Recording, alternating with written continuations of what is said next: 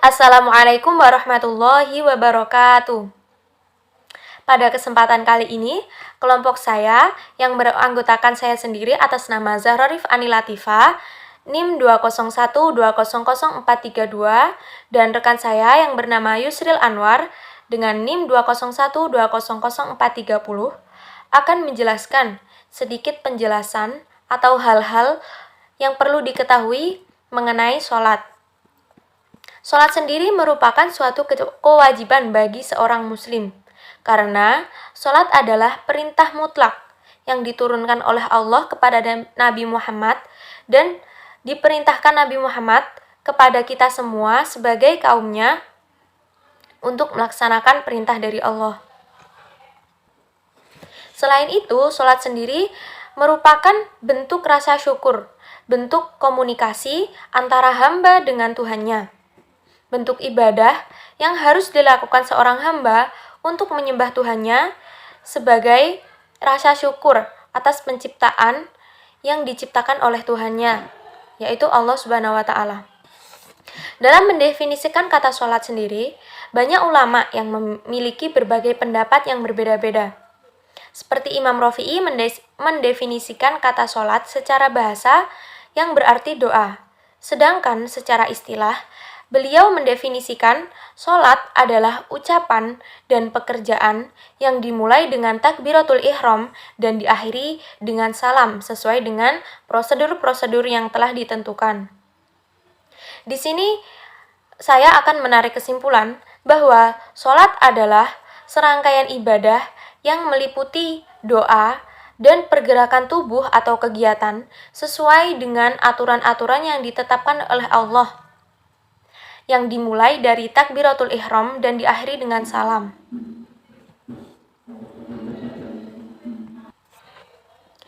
Sesuai dengan hukumnya yang seperti yang saya katakan di awal tadi, sholat adalah kewajiban bagi seorang muslim. Setiap muslim wajib melaksanakan sholat apapun keadaannya, meskipun dalam keadaan sakit ataupun dalam perjalanan atau bepergian.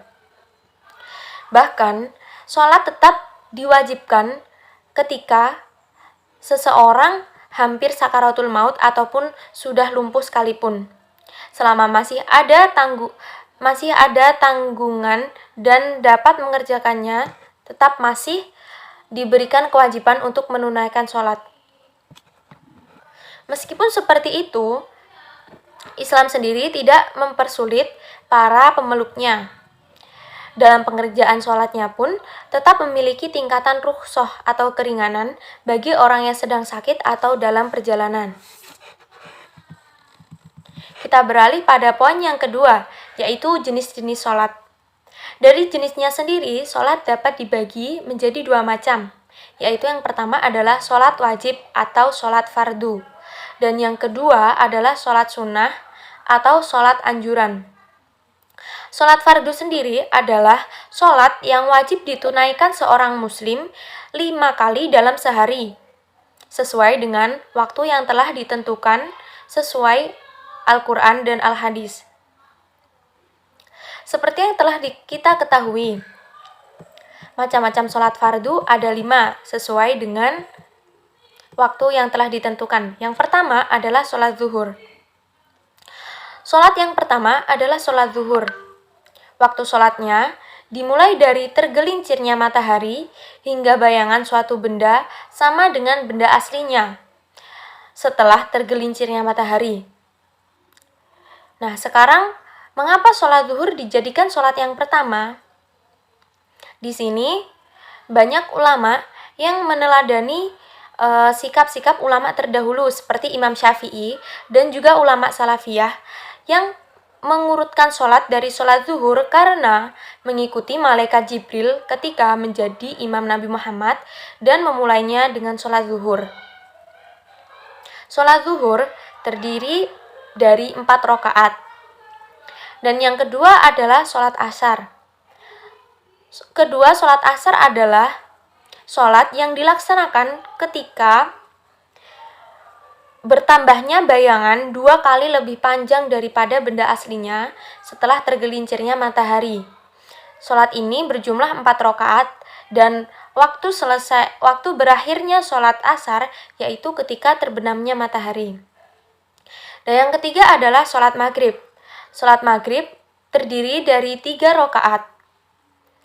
Waktu sholat maghrib adalah dimulai dari terbenamnya matahari sampai hilangnya mega merah yang berada di langit. Waktu sholat maghrib merupakan waktu yang sangat sempit atau waktu yang sangat sedikit dan merupakan satu-satunya sholat yang memiliki waktu paling sempit. Yang keempat adalah sholat isya. Sholat isya dimulai dari hilangnya mega merah di langit hingga munculnya fajar sani. Fajar sani adalah fajar sodik atau munculnya rona merah yang berada di sebelah timur langit yang menandakan waktunya masuk waktu subuh.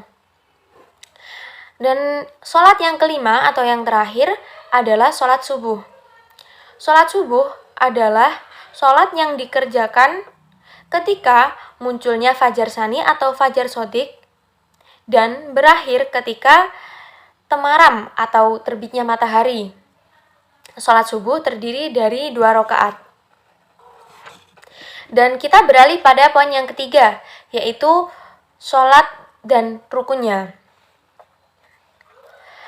Syarat-syarat sholat adalah perkara yang menjadi penentu sahnya sholat, namun bukan berarti dari bagian sholat itu sendiri.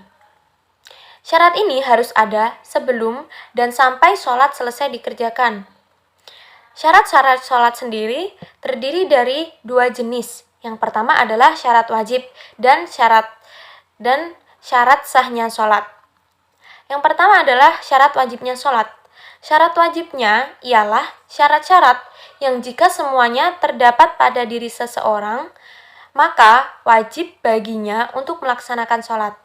Dan tuntutan dari syarat wajibnya sholat akan gugur jika salah satu dari syarat wajib tersebut tidak ada pada dirinya. Nah, di sini bisa disebutkan syarat wajibnya sholat, yaitu yang pertama adalah agama Islam, yang kedua adalah balik, yang ketiga adalah berakal atau tidak gila, yang keempat suci dari haid dan nifas atau hadas besar dan hadas kecil, dan sampainya dakwah Islam kepada manusia. Yang terakhir adalah sehatnya indera. Yang dimaksud di sini ialah indera penglihatan dan indera pendengaran. Jika seseorang terlahir dengan keadaan cacat yaitu buta dan tuli, sehingga ia tidak bisa memahami cara sholat baik melalui isyarat penglihatan dan pendengaran sekaligus, maka orang ini tidak diwajibkan untuk sholat. Dan yang kedua adalah syarat sahnya sholat. Syarat sah ialah syarat-syarat jika semua terpenuhi, maka sholat seorang itu dihukumi sah. Dan sholatnya tidak sah jika salah satu dari syarat-syarat tersebut tidak ada yang dipenuhi. Syarat sah sholat itu ada 5.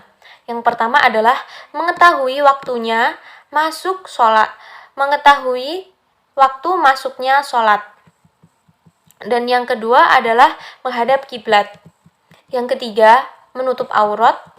Yang keempat, suci dari hadas. Dan yang kelima adalah suci dari najis. Yang dimaksud suci dari najis itu bersih dari kotoran maupun najis, baik dari pakaiannya, tempatnya, badannya, dan alat-alat yang digunakan untuk sholat. Poin selanjutnya adalah rukun sholat. Rukun sholat ialah perkara yang wajib dilakukan dalam suatu kegiatan ibadah atau sholat. Rukun sholat sendiri memiliki 13 tahap. Yang pertama adalah niat. Dan yang kedua adalah takbiratul ihram. Yang ketiga, berdiri bagi yang mampu. Di sini juga termasuk keringanan kepada orang-orang yang sakit apabila mereka tidak sanggup berdiri, maka diperbolehkan untuk duduk. Yang keempat adalah membaca surat Al-Fatihah. Yang kelima, ruku' dengan tumak ninah. Yang keenam, i'tidal dengan tumak ninah. Yang ketujuh, sujud dengan tumak ninah. Yang kedelapan, duduk di antara dua sujud dengan tumak ninah. 9. Membaca tasyahud. 10. Duduk ketika membaca tasyahud. 11. Membaca sholawat Nabi. Dan yang terakhir, salam sebagai penyelesaian sholat. Dan yang terakhir sendiri adalah tertib atau runtut. Mungkin ini saja yang bisa saya jelaskan dan selanjutnya akan beralih ke teman saya, yaitu Mas Yusril Anwar. Terima kasih. Sunnah-sunnah dalam sholat. Sunnah-sunnah dalam sholat yaitu ada dua macam kategori, yaitu sunnah aba'ad dan sunnah hayat. Sunnah aba'ad yaitu merupakan kesunahan dalam sholat yang apabila ditinggalkan dianjurkan untuk melakukan sujud sahwi, dan sedangkan sunnah hayat itu tidak dianjurkan untuk melakukan sujud sahwi. Adapun macam-macam sunnah aba'ad yaitu pertama, tasahud awal, 2. Duduk dalam tasahud awal, 3. Membaca sholawat atas Nabi Muhammad SAW, 4. Membaca sholawat atas keluarga Nabi Muhammad, 5. Membaca qunut, dan 6. Berdiri untuk qunut. Sunnah hayat. Adapun sunnah hayat ada beberapa macam, yaitu pertama melafadzkan niat, 2. Takbir intiqal atau takbir untuk berpindah, 3. Meletakkan tangan kanan di atas pergelangan tangan kiri, 4. Membaca ta'awud sebelum Al-Fatihah, 5. Membaca amin sesudah Al-Fatihah, dan 6. Mengeraskan bacaan Al-Fatihah pada rakaat pertama dan kedua pada sholat maghrib, isya, dan subuh. Kemudian membaca takbir ketika gerakan naik turun, kemudian duduk iftirasi, kemudian duduk tawaruk, dan masih banyak lagi. Kemudian hal-hal yang membatalkan sholat, yaitu adapun hal-hal yang membatalkan sholat, pertama berhadas kecil maupun besar, kedua terkena najis baik pakaian, terkena najis yang tidak dimaafu atau dimaafkan baik pada pakaian maupun tempat, kemudian berbicara dengan sengaja kecuali bacaan sholat, tertawa terbahak, terus kemudian mendahului imam sampai 2 rukun, dan yang terakhir murtad. Murtad ialah keluar dari agama Islam. Kemudian sujud sahwi. Sujud sahwi yaitu sujud yang dilakukan ketika lupa pada salah satu sunnah aba'ad tadi. Sujud sahwi hanya dilakukan dalam sholat dan tidak ada ketentuan untuk melakukannya di luar sholat. Sebab-sebab sujud sahwi. Pertama, lupa melakukan tasyahud awal. Kedua, kelebihan rakaat, rukuk, dan karena lupa. Ketiga, ragu tentang jumlah berapa rakaat yang telah dilakukan. Kemudian keempat, kekurangan rakaat sholat pada karena lupa. Bacaan sujud sahwi. Adapun bacaan sujud sahwi ada beberapa bacaan, dan bacaan sujud sahwi sama seperti bacaan sujud biasa. Begitu juga bacaan duduk di antara dua sujud sahwi, sama seperti biasanya. Akan tetapi ada juga yang membaca bacaan khusus untuk sujud sahwi, yaitu Subhana man la yanamu wa la yashu, yaitu artinya Maha Suci Allah yang tidak pernah lupa dan tidak pernah tidur. Cara melaksanakan sujud sahwi. Sujud sahwi hanya dilakukan dalam sholat saja. Sujud sahwi ini bisa dilakukan sebelum atau sesudah salam. Jika dilakukan sebelum salam, sujud sahwi dilakukan sesudah selesai membaca tasawuf akhir, lalu membaca takbir untuk memulai sujud sahwi dan membaca tasbih seperti di atas. Kemudian membaca takbir untuk duduk di antara dua sujud. Dan kemudian ada pun sujud tilawah. Pengertian sujud tilawah. Sujud yaitu berasal dari kata sajada yasjudu sajadatan yang berarti menundukkan dan merendahkan diri. Sedangkan secara terminologi berarti suatu gerakan dengan cara meletakkan dahi di atas tanah. Sedangkan kata tilawah sendiri berasal dari kata bahasa Arab yaitu tala yatlu yang berarti membaca. Istilah ini lebih sering digunakan dalam bacaan yaitu Al-Quran. Dari kedua pengertian di atas maka dapat ditarik kesimpulan sujud tilawah adalah sujud yang disebabkan karena mendengar atau membaca ayat Al-Quran, ayat dari Al-Quran yaitu berupa ayat sajadah. Hukum sujud tilawah. Hukum sujud tilawah sendiri ada beberapa pendapat dari kalangan ulama, yaitu mazhab Syafi'i dan Hambali. Berbeda pendapat pada mazhab Syafi'i dan Hambali berpendapat bahwa sujud tilawah itu hukumnya sunnah muakkadah.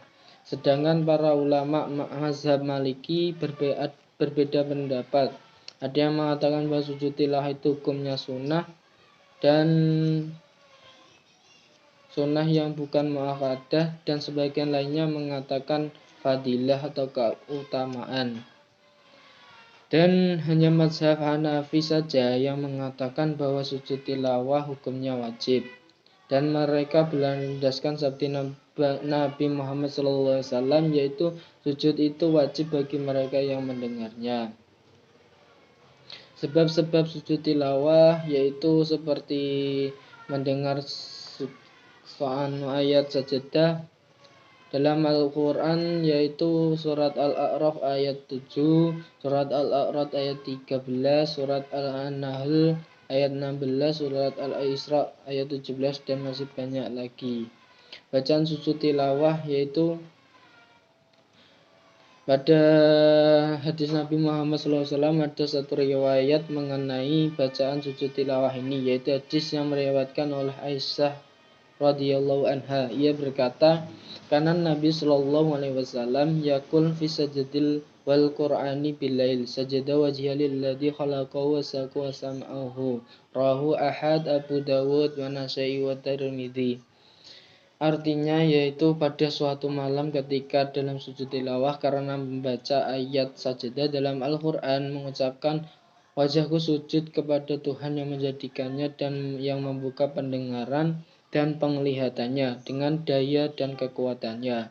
Hadis riwayat Ahmad, Abu Dawud, An-Nasa'i dan At-Tirmidzi. Cara melaksanakan sujud tilawah. Sujud tilawah ini bisa dilakukan di dalam sholat maupun di luar sholat. Jika di dalam sholat, apabila kita bermakmum pada imam, maka hendaknya kita mengikuti imam. Tetapi jika imam tidak melakukan sujud sawi, tidak boleh melakukannya karena hukumnya yaitu sunnah. Dan jika dilakukan dalam sholat sendiri, caranya juga sama dan terserah mau melakukan sujud tilawah atau tidak. Sekian presentasi dari kelompok kami. Semoga ilmu yang kita dapat hari ini bermanfaat bagi kita semua. Amin. Dan sekian dari saya. Apabila ada kesalahan, saya minta maaf sebesar-besarnya. Kemudian jika ada kelebihan itu datangnya dari Allah Subhanahu wa taala.